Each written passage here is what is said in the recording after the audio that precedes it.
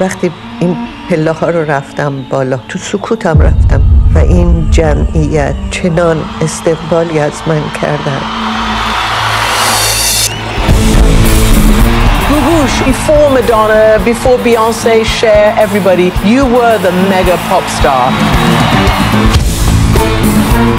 تنها جایی که من احساس امنیت و آزادی می کردم روی صحنه بود. اونجا بود که من زندگی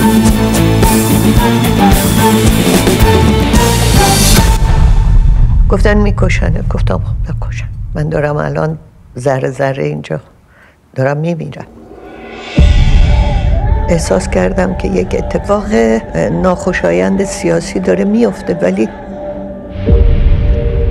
احساس نمی کردم که قرار هست این همه سال حبس بشم برای 21 سال.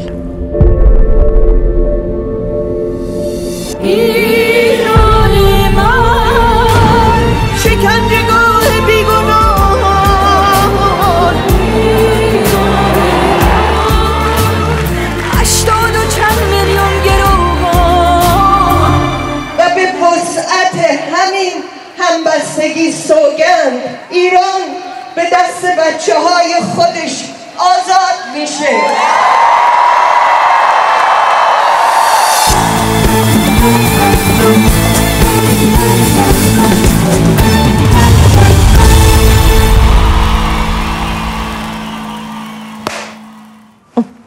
این هر دفعه که اینو میزنه